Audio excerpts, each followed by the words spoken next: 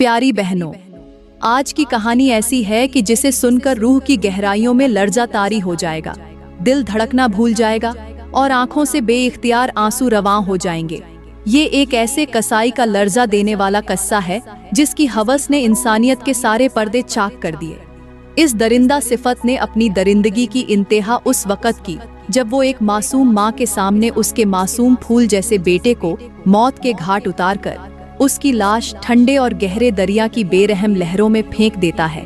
दरिया की सतह पर लम्हों के लिए मासूम बच्चे के नन्हे हाथ नजर आते हैं जो गोया अपनी माँ से मदद मांग रहे हों, लेकिन लम्हा भर में वो हाथ भी पानी के नीचे गायब हो जाते हैं। माँ की आंखों में कर्ब के वो मंजर नक्श हो जाते हैं जो कयामत तक नहीं मिट सकते। मगर दरिंदगी की हद तो तब हुई जब इस सफाका ने उसी गमजदा माँ को अपनी हवस का निशाना बनाया। वो कमजोर औरत जो अभी बेटे के खून में रंगी हुई थी, अब अपनी इज्जत की भी कुर्बानी दे बैठी। मगर ये दरिंदा सिफत इंसान इतना बेरहम निकला कि उसने माँ को भी अजियतनाक अंदाज में मार डाला और उसकी लाश को भी दरिया में बेरहम लहरों के हवाले कर दिया। दरिया की मौजें जैसे माँ बेटे के दर्द को अपने अंदर समेटकर चीखने लगी। फजा में एक सन्नाटा छा गया, दरख्तों की शाखें झुक गईं और आसमान जैसे थरथरा उठा हो। लेकिन रब की लाठी बेआवाज होती है। वो देखता है मगर फौरन पकड़ नहीं करता। 20 साल गुजर गए। कसाई अपनी दुनिया में मजे करता रहा। लोग समझते रहे कि उसकी जिंदगी में कोई हिसाब किताब नहीं होगा। लेकिन एक दिन ऐसा आया जब अल्लाह ताला ने अपनी कुदरत का वो हैरान कुन मज़ाहिरा किया जिसे सुनकर बड़े बड़े जालिमों के भी होश उड़ जाए। 20 साल बाद एक ऐसी आफत उस पर टूटी कि लोगों की आंखें फटी की फटी रह गईं। अल्लाह ने अपनी हिकमत से ऐसा इंतकाम लिया कि ये वाकया उन लाखों लोगों की जिंदगी बदल गया जिन्होंने इसे सुना। जिसने भी इस कहानी को सुना तड़प उठा, अपने गुनाहों से तौबा करने पर मजबूर हो गया। प्यारी बहनों, पुराने जमाने की बात है।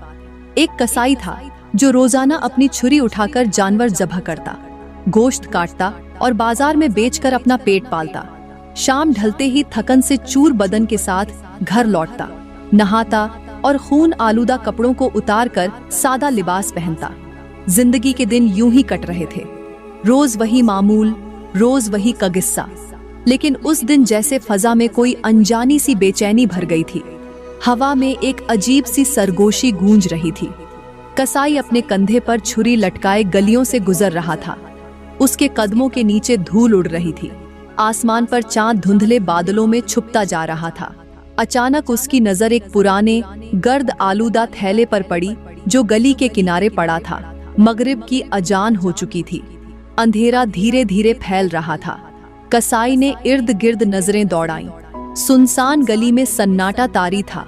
न कोई आदमी न कोई आवाज, सिर्फ दूर कहीं कुत्तों के भौंकने की आवाज गूंज रही थी। उसकी सांसें भी जैसे रुकने लगीं। दिल की धड़कन तेज हो गई। उसने आगे बढ़कर थैले के करीब झांका। एक पल के लिए उसके दिल में वसवसा आया कि कहीं कोई मुसीबत तो नहीं। लेकिन तजस्सुस के हाथों मजबूर होकर उसने आहिस्ता से थैले को पकड़ा और गौर से देखने लगा कि आखिर इसमें क्या छुपा है। उसके हाथ में वही छुरी थी जिससे रोज जानवर ज़ब्ह करता था। उसने उसी छुरी की नोक से थैले का मुंह आहिस्ता आहिस्ता खोला। जैसे ही थैला खुला, उसके हवास उड़ गए। आंखें फटी की फटी रह गईं, सांसें रुकने लगीं, क्योंकि थैले के अंदर एक लाश थी। लेकिन वो लाश अधूरी थी। उसका सर गायब था, सिर्फ धड़ खून में लथपथ पड़ा हुआ था। ये मंजर देखते ही उसके हाथ से थैला तकरीबन छूट गया। टांगों में लर्जिश आ गई, पूरा जिस्म पसीने से भीग गया। दिल की धड़कन इस जोर से सुनाई दे रही थी कि जैसे सीने से बाहर आ जाएगी। इतने में पीछे से अचानक शोर बुलंद हुआ। बहुत सारे लोग दौड़ते हुए कसाई की तरफ बढ़ने लगे। उनके चेहरों पर इंतकाम की आग भड़क रही थी। आंखों में खून उतरा हुआ था, जैसे हर एक के हाथ में कसाई का अंजाम लिखा हुआ हो। वो लोग भागते हुए उसके करीब पहुंचे और नजर सीधी उस थैले पर पड़ी जो अभी अभी खोला गया था। अंदर लाश का धड़ पड़ा हुआ देखकर उनके चेहरे मजीद सख्त हो गए। उनमें से एक शख्स ने दहाड़ कर कहा, यही है हमारा आदमी, लेकिन इसका सर कहाँ है? फिर जैसे ही उनकी निगाह कसाई के हाथ में मौजूद खून आलूदा छुरी पर पड़ी तो उनके शक यकीन में बदल गए। किसी ने चीख कर कहा, यही कातिल है, ये खून इसी का है। सब के सब एक साथ उस पर टूट पड़े। किसी ने उसके मुंह पर मुक्का मारा, किसी ने लात चलाई, कुछ लोगों ने उसे घसीटना शुरू कर दिया, मार मार कर उसकी हालत नीम मर्दा कर दी और सुबह होने से पहले पहले उसे कहाजी की अदालत में पेश कर दिया। सब चीख रहे थे कि कहाजी साहब, यही कातिल है, इसी ने हमारे आदमी को कत्ल किया है। क्योंकि मौके पर उस आदमी के हाथ में छुरी मौजूद थी और मरने वाले शख्स का सर भी कहीं गायब था। उसके खिलाफ हर तरफ से गवाहियां और सबूत इकट्ठे हो चुके थे। कहाजी ने बगैर किसी ताखीर के फैसला सुना दिया कि इस कातिल को फौरी तौर पर उसके अंजाम तक पहुंचाया जाए। जैसे ही काजी का हुक्म गूंजा, सिपाहियों ने फौरन कसाई को खींचते हुए कत्लगाह की तरफ रवाना किया। जल्लाद ने अपनी भारी तलवार निकाली और धूप में उसे चमकाना शुरू कर दिया। तलवार की धार पर सूरज की किरणें इस तरह झिलमिलाने लगी जैसे मौत का पैगाम आंखों में चुभ रहा हो। हुजूम में एक अजीब सनसनी दौड़ने लगी। लोग शोर मचाने लगे कि आज इंसाफ मुकम्मल होगा, आज एक खूनख्वार मुजरिम अपने अंजाम को पहुंचेगा। लेकिन जैसे ही कसाई को कत्ल के तख्ते के करीब लाया गया तो काजी ने उससे उसकी आखिरी ख्वाहिश पूछी।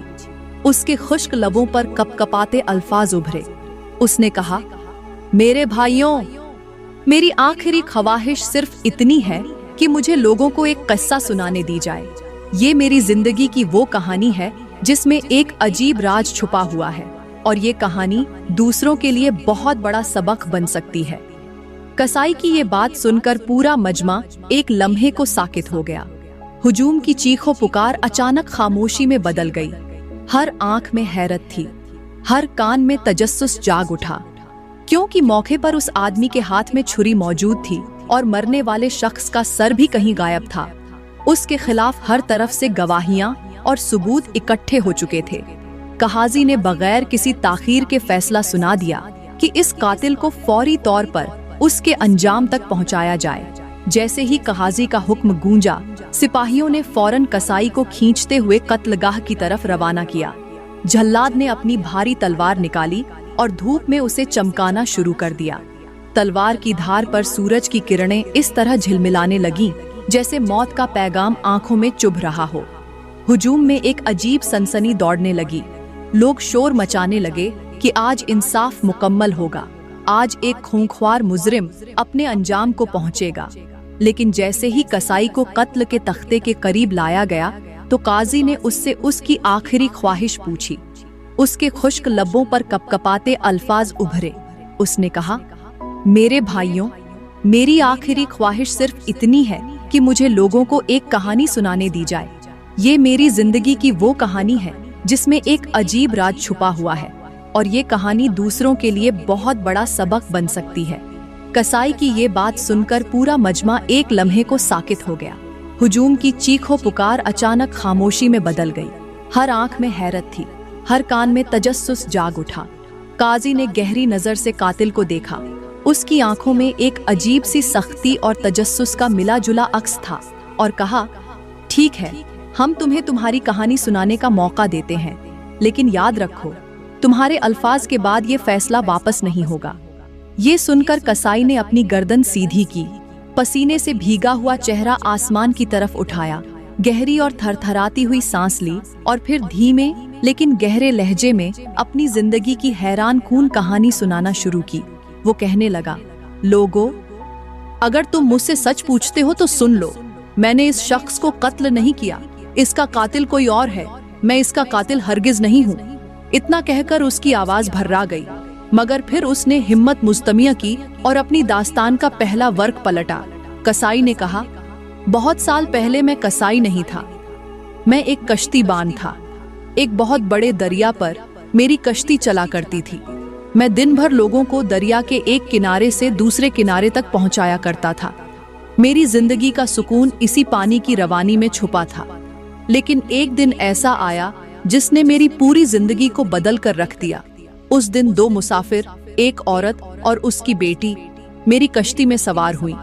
जैसे ही मैंने उस लड़की को देखा, मेरा दिल रुक सा गया। उसकी खूबसूरती ऐसी थी कि जैसे 14वीं के चांद की रोशनी दरिया के पानी पर उतर आई हो। उसका चेहरा चमकता हुआ उसकी आंखों में मासूमियत और शर्म का वो रंग था कि मेरे दिल के अंधेरे कोने जगमगा उठे। उसकी मासूमियत और बेमिसाल खूबसूरती ने मेरे दिल को एक पल में अपनी गिरफ्त में ले लिया। मेरा दिल उसके हुस्न पर ऐसा फरीफ्ता हो चुका था जैसे कोई भटकता हुआ मुसाफिर सहरा में पानी के चश्मे पर पहुंच जाए। सफर के दौरान मैंने धीरे धीरे इशारों और नजरों के जरिए अपनी मोहब्बत का इजहार करना शुरू किया। हैरत अंगेज तौर पर वो भी खामोश मुस्कुराहटों के जरिए मेरे जज्बात का जवाब देने लगी।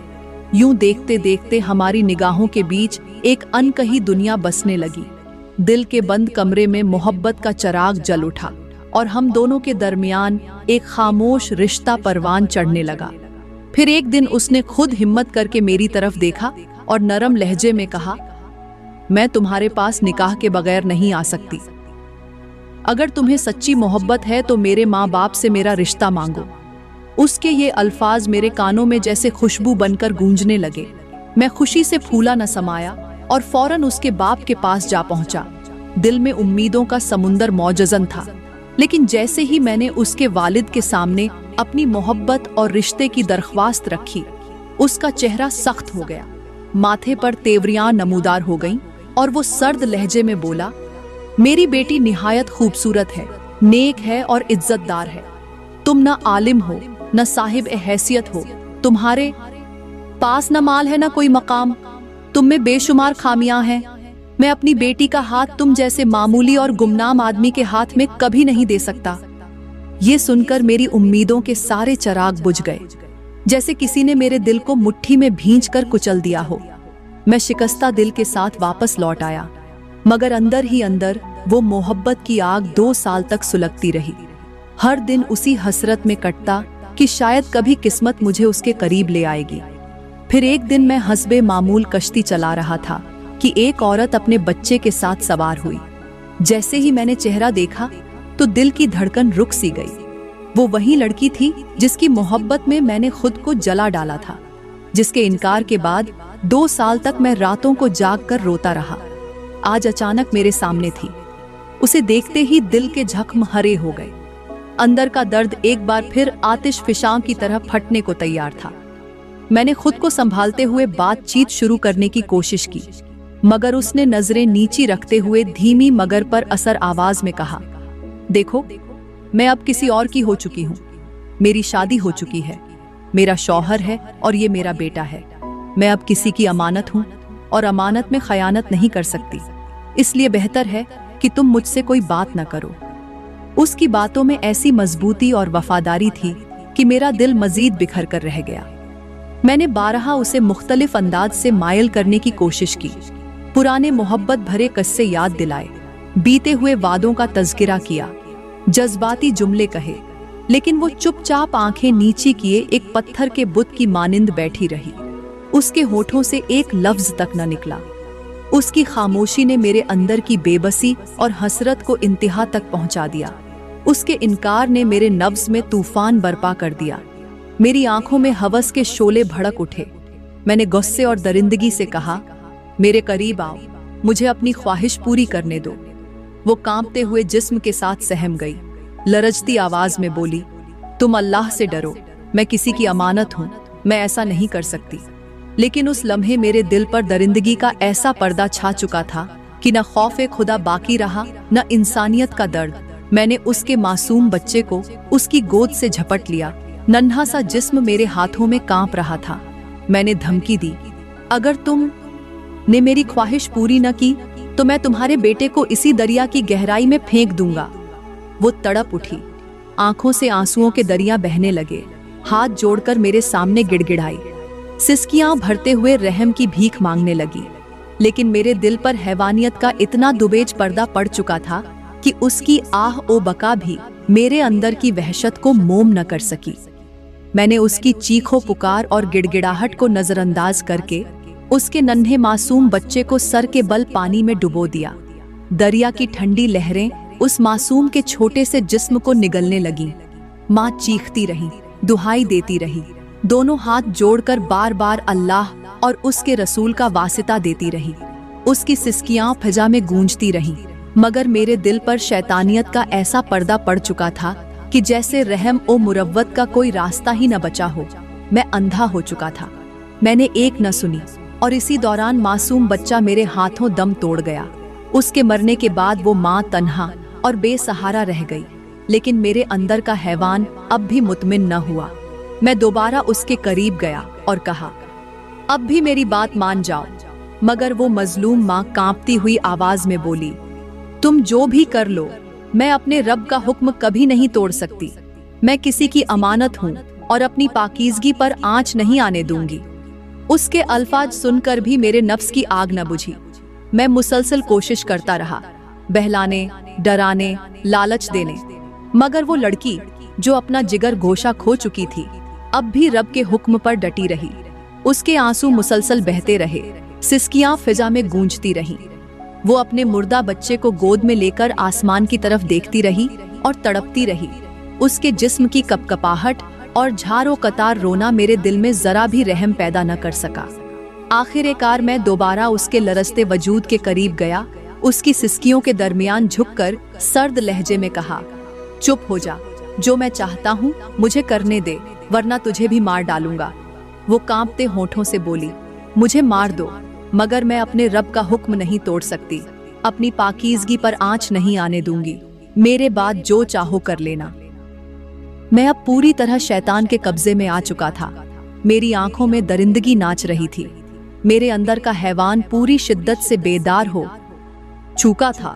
मैंने एक ही झटके में उसकी जिंदगी का चिराग बुझा दिया। उसकी सांसें थम गईं, होंठ खामोश हो गए, आंखें खुली की खुली रह गईं, जैसे वो आखिरी सांस तक आसमान की तरफ शिकायत कर रही हो, जैसे उसकी बेआवाज फरियाद अर्श को हिला रही हो। मगर मेरी शैतानी अकल पर जरा सा भी असर न हुआ। इतने में शैतान ने मेरे दिल में और वसवसा डाला, जब उसे मार ही दिया है तो अब तेरी हवस की आखिरी आग बुझा ले। मैं एक बार फिर उसकी बेजान लाश के करीब झुका। उसकी खुली आंखें जैसे मुझे घूर रही थीं, खामोश जुबान से जैसे कह रही हों कि अब भी डर। मगर मैं हैवान बन चुका था। मैंने उसकी बेहरकत लाश पर भी अपनी नफसानी ख्वाहिशात का गंद डाल दिया। दरिया की लहरें गवाह थीं, आसमान के सितारे शर्मिंदा थे और जमीन मेरा ये घिनौना अमल देखकर कांप रही थी। मेरी दरिंदगी ने उसकी लाश की बेहरमती की। जब हवस का नशा उतर गया तो मेरे वजूद में छुपा ज़मीर यकायक चीखने लगा। दिल पर बोझ बढ़ने लगा। मगर अब सब कुछ खत्म हो चुका था। पछतावे की आग दिल में भड़कने लगी, लेकिन मैं उस आग में जलने के काबिल भी न रहा। मैंने उसकी लाश को अपने हाथों से पानी में धकेल दिया। वो धीरे धीरे दरिया की सर्द लहरों के साथ बहने लगी। उसकी खुली आंखें जैसे आखिरी लम्हे तक मुझे बद्दुआएं दे रही थीं। आसमान की बुलंदियों तक उसके दर्द की फरियादें बुलंद हो रही थीं। दरिया की मौजों ने उसे अपने अंदर निगल लिया और मैं अंधेरे के सायों में छुपकर वहां से भाग निकला। मेरी सांसें बेतरतीब थीं, दिल की धड़कन संभलने में नहीं आ रही थी। हर कदम पर यूं लगता जैसे जमीन मुझे पकड़ रही हो, लेकिन मैं भागता रहा। लोगों, मैं ये समझ बैठा था कि जो कुछ हुआ वो किसी ने नहीं देखा। मैं हर दिन उसी खुशफहमी में जीता रहा कि मेरा जुर्म दरिया की गहराइयों में दफन हो चुका है। मेरी दरिंदगी के वो पल शायद हमेशा के लिए मिट चुके हैं। लेकिन मैं ये नहीं जानता था कि जब अल्लाह का तराजू इंसाफ तोलने के लिए हरकत में आता है तो न एक लम्हे की ताखीर करता है और न 20 साल की मोहलत को भूलता है। उसकी गिरफ्त ऐसी है जो खामोशी से सब कुछ लिख रही होती है और एक दिन उसका फैसला जमीनों आसमान को लर्जा देता है। उसका अदल कभी सुस्त नहीं होता। लोगों, हकीकत ये है कि मैंने एक नहीं बल्कि 2 जिंदगियां छीन ली थीं। एक वो मासूम बच्चा जिसे मैंने अपने ही हाथों पानी में डुबोकर मार दिया, और दूसरी उसकी माँ जिसकी रूह को भी मैंने कुचला और जिस्म को भी रौंद डाला। ये सब कुछ मेरे ही हाथों से हुआ और इस राज का गवाह मेरे सिवा कोई न था। मैं हर दिन ये गुमान करता रहा कि मेरा गुनाह दरिया की गहराइयों में डूब चुका है। मैं आजाद घूमता रहा, सुकून की नींद सोता रहा, हंसता रहा, जिंदगी की रौनकों में मग्न रहा। लेकिन मैं ये भूल गया था कि रब की नजर हर लम्हा मेरे अमल को देख रही थी। 20 साल तक उसकी गिरफ्त खामोश रही, लेकिन जब उसके अदल का वक्त आया तो उसने मुझे उस अंजाम तक पहुंचा दिया जिसका मैंने कभी तसव्वुर भी न किया था। आज मैं तुम सब के सामने ये सबक छोड़कर जा रहा हूँ कि किसी को कत्ल करने, जुल्म करने या गुनाह में डूबने से पहले एक लम्हे के लिए जरूर सोच लेना कि अल्लाह का तराजू सिर्फ और सिर्फ इंसाफ के पलड़े में झुकता है। वो चाहे तो एक पल में इंसाफ ले ले और चाहे तो 20 साल की मोहलत देकर अपना फैसला सुनाए, लेकिन अंजाम हमेशा वही होता है जिसमें मुजरिम की गर्दन जमीन में झुकाई जाती है और रब की कबीराई बुलंद हो जाती है। तो मेरी प्यारी बहनों, इस कहानी में वो राज पोशीदा है जिससे रब्बुल इज्जत हमें एक ऐसा सबक देना चाहता है जो शायद क़यामत तक के लिए हर सुनने वाले के दिल पर नक्श हो जाए। ये महज एक कसाई की दास्तान नहीं, बल्कि ये हर उस मर्द की कहानी है जो अपनी नफसानी ख्वाहिशात की आग में जलते हुए किसी मासूम औरत की इज्जत को अपने कदमों तले रौंद देना चाहता है। हर उस औरत की कहानी है जो अपनी ख्वाहिशात की खातिर किसी के घर को बर्बाद करके हराम के रास्ते पर चल पड़ती है। हर उस मुआशरे की तस्वीर है जो अपनी आंखों के सामने होने वाले जुल्म को देखकर भी खामोशी इख्तियार कर लेता है। लोगों, इंसान की फितरत भी बड़ी अजीब है। ये जब तक खुद न जल जाए तब तक आग की तपिश को पहचान नहीं पाता। बिल्कुल उसी तरह जैसे कोई पागल परवाना शम्मा की रोशनी पर गिरकर खुद को जला लेता है, मगर रोशनी के पीछे छुपे हुए शोले की तपिश को उस वक्त तक नहीं समझता जब तक उसकी राख न बन जाए। इस किस्से में कसाब के दिल में पैदा होने वाली हवस की आग वही शोला है जो आज के दौर के लाखों मर्दों के सीनों में सुलग रहा है। वो मर्द जो किसी औरत के हुस्न को देखकर ये समझते हैं कि वो एक जिस्म है, एक खिलौना है, एक वक्ती ख्वाहिश की तस्कीन का जरिया है, मगर वो भूल जाते हैं कि हर औरत अल्लाह की एक अमानत है, एक इज्जत है, एक हुर्मत है, जिसके पीछे एक माँ की दुआएं, एक बाप की गैरत, एक भाई का मान और एक शौहर का सुकून छुपा होता है। जो मर्द औरतों की इज्जत पर हमला करते हैं वो दरअसल किसी की बहन, किसी की बेटी, किसी की माँ की इज्जत को ताराज करते हैं और अल्लाह की जमीन पर फसाद बर्पा करते हैं। और फिर ये भी मत भूलो कि जो तुम दूसरों के साथ करोगे एक दिन वही तुम्हारे साथ भी होगा। जैसे आईना अपने सामने खड़े इंसान का अक्स लौटा देता है, वैसे ही अल्लाह की कुदरत तुम्हारे आमाल, तुम्हारी औलाद, तुम्हारे घर और तुम्हारी इज्जत में लौटाती है। आज का दौर भी उसी कसाब के दौर से मुख्तलिफ नहीं। आज के Kasab telephone, internet, social media और तन्हाई के अंधेरों में औरतों की इज्जतों के साथ खेलते हैं। बातचीत के बहाने, मोहब्बत के फरेब में जकड़कर औरतों को अपनी शैतानी चालों में फंसा लेते हैं और फिर वही बदनुमा अंजाम सामने आता है जो इस कहानी में था। याद रखो, औरत की असमत पानी के उस कतरे की मानिंद है जो जब तक मोती की शक्ल में सदाफ के अंदर छुपा हो तो कीमती होता है, लेकिन जैसे ही बाहर गिरता है तो मिट्टी में रोल दिया जाता है, उसे फिर कोई इज्जत नहीं देता।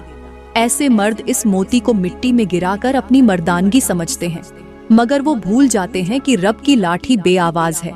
जिस दिन रब का फैसला आता है तो वो 20 साल बाद भी ऐसा थप्पड़ मारता है कि जमीन पर इंसान की हड्डियां चिटक जाती हैं।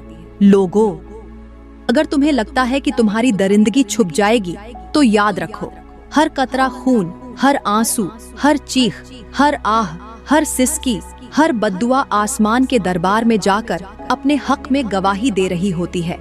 रब सुनता है मगर खामोश रहता है, देखता है मगर फौरन नहीं पकड़ता।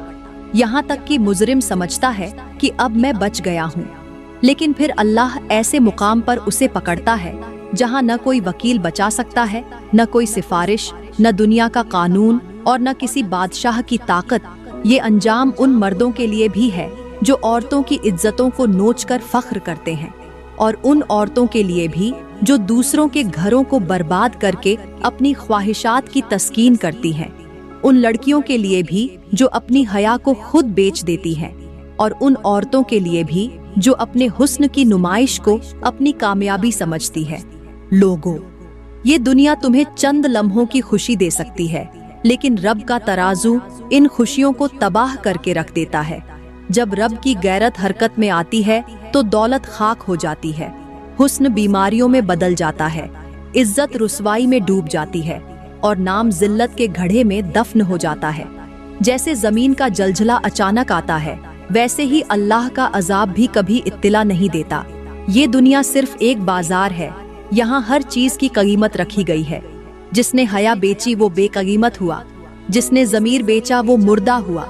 जिसने ईमान बेचा वो लानती हुआ, और जिसने रब से डरकर अपने नफ्स को रोका वो कामयाब हुआ। मुआशरे में आज हर गली हर शहर में ऐसे कस्साब पाए जाते हैं जो अपनी आंखों में हवस की आग लिए मासूम बहनों की इज्जतों के पीछे दौड़ते हैं। और मुआशरे के दूसरे कोने में वो औरतें भी हैं जो अपने जिस्म को बेचकर शोहरत, दौलत और ख्वाहिशात के महल बनाती हैं, मगर उनके महलों की बुनियादों में दुआएं नहीं बद्दुआएं दफन होती हैं। और याद रखो, जिस घर की बुनियाद बद्दुआ पर हो वो गिरने में देर नहीं लगाता। लोगों, अल्लाह की कसम, अगर तुमने वक्त रहते इबरत न ली, तौबा न की, तो अल्लाह तुम्हें इस कस्साब की तरह निशाने इबरत बना देगा। तुम्हारे लिए भी जमीन तंग हो जाएगी, आसमान बंद हो जाएगा, दुआ रुक जाएगी, सुकून छिन जाएगा, औलाद नाफरमान हो जाएगी, जिस्म बीमारियों का ढेर बन जाएगा, रिज़्क में नहूसत आ जाएगी और इज्जत जिल्लत में बदल जाएगी। और तब तुम रोते फिरोगे मगर कोई सुनने वाला ना होगा। अल्लाह फरमाता है, मैं डील देता हूँ मगर पकड़ बहुत सख्त करता हूँ। लोगों, जिस तरह एक बीज बोकर फसल उगती है, वैसे ही गुनाह बोकर तुम जिल्लत काटते हो। और जिस तरह सूरज की रोशनी कभी जमीन से छुप नहीं सकती, वैसे ही तुम्हारा जुर्म अल्लाह के यहाँ कभी पोशीदा नहीं रह सकता। औरतों की इज्जत पर हाथ डालने वाले सुन लो, तुम्हारे सीने में धड़कता दिल जब आखिरी हिचकी लेगा तो ये सारी कहानियां तुम्हारे सामने फिल्म की तरह चलने लगेंगी।